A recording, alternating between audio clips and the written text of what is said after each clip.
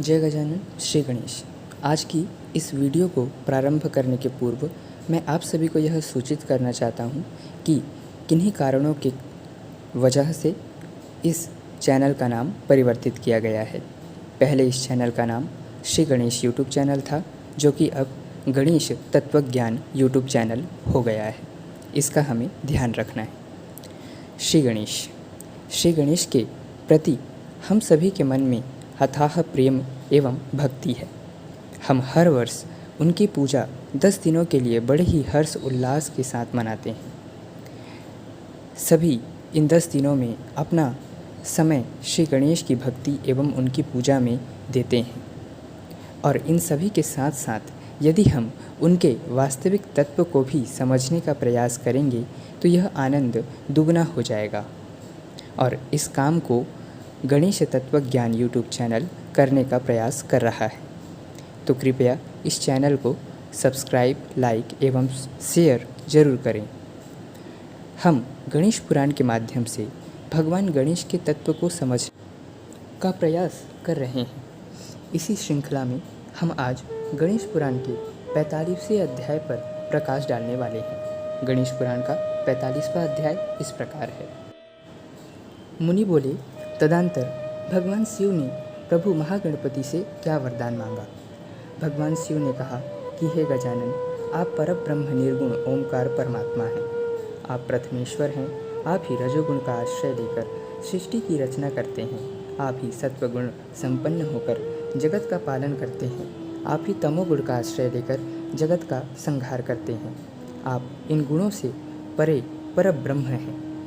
मुझे क्षमा करें, मैंने युद्ध करने को प्रस्थान करने के पूर्व आप प्रथमेश्वर का पूजन करना भूल गया। हे प्रभु, यदि आप मुझसे प्रसन्न हैं तो मुझे त्रिपुरासुर का अंत करने का सामर्थ्य प्रदान करें।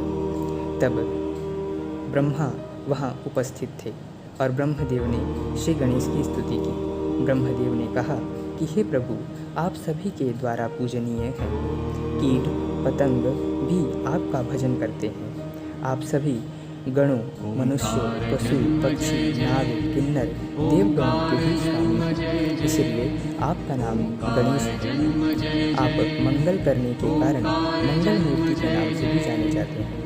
तब श्री ब्रह्मदेव के द्वारा दिए गए इन नामों को सुनकर उन दयालु प्रभु ने उस नाम को स्वीकार किया और भगवान शिव को वरदान दिया कि हे शिव, आप अवश्य ही त्रिपुरासुर का अंत कर सकेंगे। इस प्रकार भगवान शिव को वरदान प्रदान कर वह परम ब्रह्म श्री महागणपति अदृश्य हो गए। तदंतर भगवान शिव ने उस स्थान पर भगवान महागणपति की सुंदर प्रतिमा को प्रतिष्ठित किया और उनके लिए सुंदर मंदिर बनवाया। उस स्थान पर भगवान गजानन महागणपति के रूप में विद्यमान है। इस प्रकार गणेश पुराण के उपासना खंड का 45वां अध्याय संपूर्ण हुआ। जिस स्थान पर भगवान महागणेश ने भगवान शिव को दर्शन देकर त्रिपुरासुर पर विजय प्राप्त करने की वरदान प्रदान किया था, वह स्थान आज भी महाराष्ट्र प्रदेश के रांजणगांव में स्थित है। इस स्थान पर भगवान श्री गजानन अपने महागणेश रूप में व्याप्त हैं और आज भी अपने भक्तों को अनुग्रहित कर रहे हैं। यह स्थान महाराष्ट्र का रांजणगांव प्रदेश है। इस स्थान में प्रतिवर्ष प्रतिदिन हजारों श्रद्धालु श्री महागणेश के दर्शन हेतु आया करते हैं। तो आइए हम दर्शन करते हैं इस दिव्य अलौकिक गणेश धाम का। हेरम्बशंबरशंभुर्लंबकर्णो महाबलः नंदनो लंपटो भीमो मेघनादो गणं जयः विनायको विरूपाक्षो वीरशूरवरप्रदः क्षिप्रप्रसादनः रुद्रप्रियो गणाध्यक्ष उमापुत्रो घनाशनः कुमारगुरुरीशानः पुत्रो मूषकवाहनः सिद्धिप्रियः सिद्धिपतिः सिद्धः सिद्धिविनायकः अविघ्नस्तुम्बुरुः सिंहवाहनो मोहिनीप्रियः कटंकको राजपुत्रः शाकलः संमितोमितः कूष्माण्डसामसम्भूतिर्दुर्जयो धूर्जयो जयः भूपतिर्भुवनपतिः पतिर्भूतानां पतिरव्ययः विश्वकर्ता विश्वमुखो विश्वरूपो निधिर्गुणः कविः कवीनां वृषभो ब्रह्मण्यो ब्रह्मवित्प्रियः। यह दिव्य धाम श्री महागणपति के श्री गजानन के अष्टविनायक धामों में से भी एक है। तो इस प्रकार हमने देखा कि कैसे भगवान शिव की तपस्या से प्रसन्न श्री महागणपति ने उन्हें त्रिपुरासुर पर विजय प्राप्त करने का वरदान प्रदान किया। इस कथा का प्रसंग केवल गाणपत्य ग्रंथ जैसे गणेश पुराण एवं मुद्गल पुराण में ही नहीं अपितु शिव पुराण में भी उल्लेखित है। शिव पुराण के रुद्र संहिता नामक खंड में इसका उल्लेख हमें प्राप्त होता है। आइए देखते हैं। सर्वदेव में रथ का वर्णन, शिव जी का उस पर चढ़कर युद्ध करने के लिए प्रस्थान, उनका पशुपति नाम पड़ने का कारण, शिव जी के द्वारा गणेश पूजन और त्रिपुरदाह मय दानव त्रिपुर से जीवित बचकर निकलना। आपने देखा कि भगवान शिव द्वारा गणेश का पूजन करना इसमें उल्लेखित है। यह शिव पुराण का रुद्र संहिता है, जिसमें यह साफ साफ उल्लेखित है कि भगवान शिव ने श्री महागणपति का पूजन किया। वाणी सुनी। उस व्योम वाणी ने कहा कि ऐश्वर्यशाली जगदीश्वर, जब तक आप इन गणेश जी का अर्चन नहीं कर लेंगे तब तक इन तीनों पुरों का संहार नहीं कर सकेंगे। तब ऐसे वचन सुनकर अंधकासुर के निहंता भगवान शिव ने भद्रकाली को बुलाकर गजानन का पूजन किया। जब हर्षपूर्वक विधि विधान सहित अग्रभाग में स्थित उन विनायक की पूजा की गई तब वे प्रसन्न हो गए। फिर तो भगवान शंकर ने उन तारक पुत्र महामनीषी दैत्यों को तीनों नगर यथोचित रूप से आकाश में स्थित दिख पड़े। इस प्रकार हमने देखा कि किस प्रकार शिव पुराण में भी इस कथा, इस प्रसंग का उल्लेख हमें प्राप्त होता है।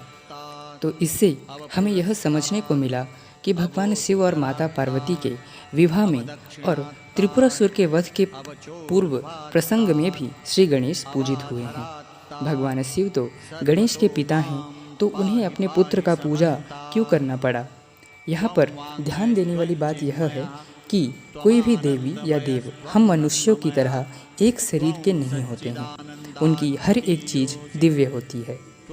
जिसका पूजन भगवान शिव ने किया वह उनका पुत्र गणेश नहीं अपितु परब्रह्म परमात्मा श्री महागणेश थे, जो अजन्मा हैं, जो निराकार हैं, जो ओमकार हैं और भक्तों को दर्शन देने हेतु सगुण साकार नर कुंजर अर्थात आधा गज और आधा मनुष्य के रूप में प्रकट होकर वह दर्शन देते हैं। और शिव पार्वती के घर जो गणेश प्रकट हुए थे वे इन्हीं महागणपति के अंशावतार थे और भगवान शिव ने इन्हीं महागणपति का पूजन किया, ना कि अपने पुत्र श्री गणेश का। इस स्क्रीन के माध्यम से आप सभी दर्शक यह देख पा रहे होंगे कि जो विशालकाय पंचमुखी हैं वह श्री महागणपति हैं और उनके नीचे जो तपलीन हैं वह उनके अंशावतार श्री गणेश हैं, जिन्होंने माता पार्वती एवं भगवान शिव के घर कैलाश पर्वत पर अवतार ग्रहण कर विविध लीलाएं की थी। इस बात का हमें ध्यान रखना है कि श्री गणेश एवं महागणपति में भेद है। महागणपति हैं और श्री गणेश उनके अंश से प्रकट उनके एक अवतार हैं। श्री महागणपति अलग अलग युगों में अलग अलग कार्य का प्रतिपादन करने के लिए विभिन्न रूप में खुद को व्यक्त करते हैं। इन्होंने ही माता पार्वती की प्रार्थना पर उनके घर गणेश के रूप में खुद को व्यक्त किया था। गाणपत्य संप्रदाय के इष्ट देव यही स्वानंदनाथ ओमकार परब्रह्म परमात्मा श्री महागणपति ही हैं। इस कथा से यह भी सिद्ध हुआ कि श्री गणेश बहुत पहले से ही आदिकाल से ही प्रथम पूज्य हैं। इसलिए शिव पार्वती की विवाह में इनका पूजन हुआ।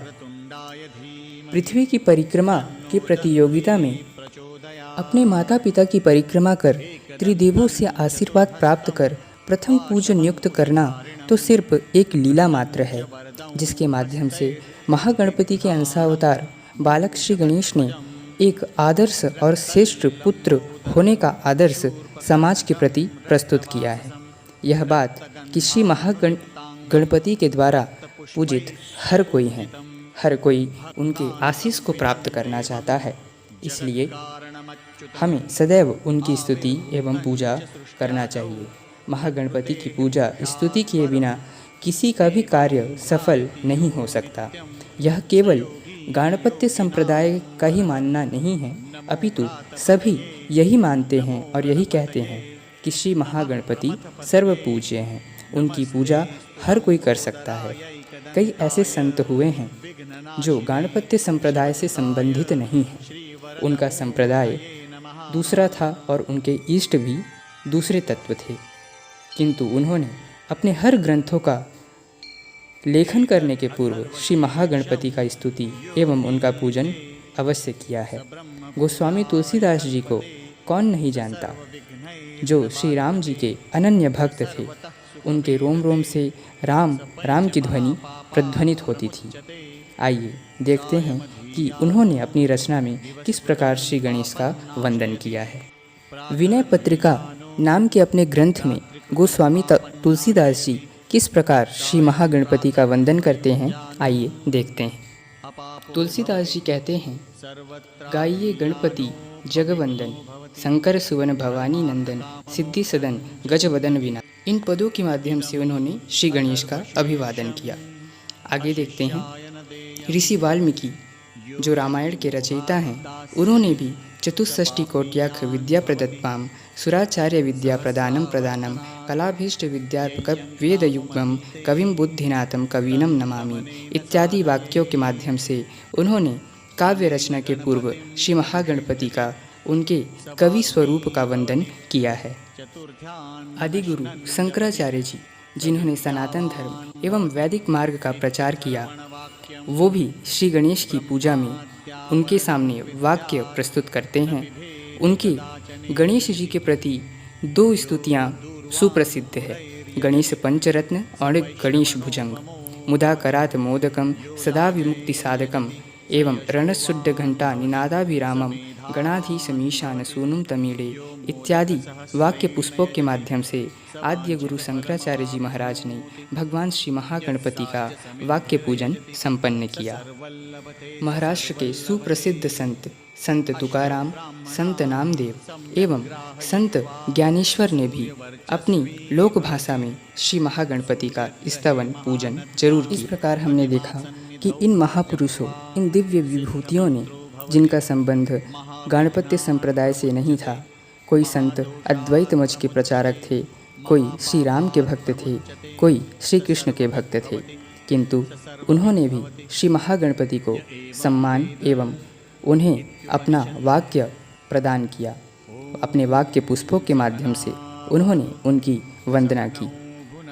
आज हम जब भी किसी भी देवी या देवता के मंदिर में जाते हैं तो वहाँ पर श्री गणेश का विग्रह या प्रतिमा अवश्य होता है। ऐसा क्यों? क्योंकि सृष्टि के आदि और अंत तक एक समान अटल रहने वाले देव श्री गणेश हैं, क्योंकि वह ओमकार हैं। जिस ओमकार की महिमा वेदों की ऋचाओं ने गाया और नेति नेति कहकर चुप हो गए, उन्हीं ओमकार को पुराणों में श्री महागणपति कहकर संबोधित किया गया है। यही कारण है कि आज हर घर में, हर मंदिर में, हर देवस्थान में श्री गणेश किसी न किसी रूप में अवश्य पूजित हो रहे हैं। इसलिए हम मायाबद्ध, मोह माया काम क्रोध के सागर में डूबे हुए कलयुगी मनुष्यों को श्री महागणपति का पूजन स्तवन अवश्य करना चाहिए। चाहे हम भले ही किन्हीं अन्य दिव्य देवी देवताओं के भक्त ही क्यों ना हों, श्री गणेश की पूजा से हम अपने अंतःकरण के गंदगी को साफ कर सकते हैं। अगर आप ऐसा सोच रहे हैं कि हम किसी अन्य संप्रदाय से दीक्षित हैं, किन्हीं अन्य देवता को मानते हैं, अगर हम श्री गणेश की पूजा उपासना करेंगे तो हमारी अनन्यता या हमारे इष्ट के प्रति जो प्रेम है वह खंडित हो जाएगी, तो ऐसा बिल्कुल नहीं है। श्री गणेश की पूजा आपके इष्ट को प्राप्त कराने में आपकी सहायता करेगी, क्योंकि श्री गणेश की पूजा से चित्त का मार्जन होता है, अर्थात आपके मन में व्याप्त जो भी विकृतियाँ, जो भी दूषित काम क्रोध इत्यादि हैं, वह साफ होते हैं। इस प्रकार श्री गणेश को आप प्रथम स्मरण कर अपनी पूजा को करना प्रारंभ करें, जिससे आपको आपके इष्ट देव के प्रति प्रेम उत्पन्न होगी और आप अपने इष्ट देव को प्राप्त कर सकेंगे। और जो श्री गणेश के भक्त हैं, जो उन्हें अपना आराध्य एवं इष्ट मानते हैं, उन्हें चाहिए कि अपनी सांसारिक एवं भौतिक इच्छाओं को छोड़कर श्री गणेश से निष्काम होकर केवल उन महागणपति की ही भक्ति का वरदान मांगें, तभी हमारा कल्याण होगा। इस प्रकार हमने जाना कि महागणपति श्री गणेश एवं उनके समस्त अवतारों का क्या महत्व है, उनका तत्व क्या है, किन किन ग्रंथों में उनका उल्लेख मिला है। तो इस प्रकार अगर यह वीडियो आप सभी को पसंद आया हो, इससे आपने कुछ सीखा हो, तो इस चैनल गणेश तत्व ज्ञान को ज़रूर सब्सक्राइब करें, शेयर करें एवं कमेंट भी करें। आप सभी का धन्यवाद। जय गजानन, श्री गणेश।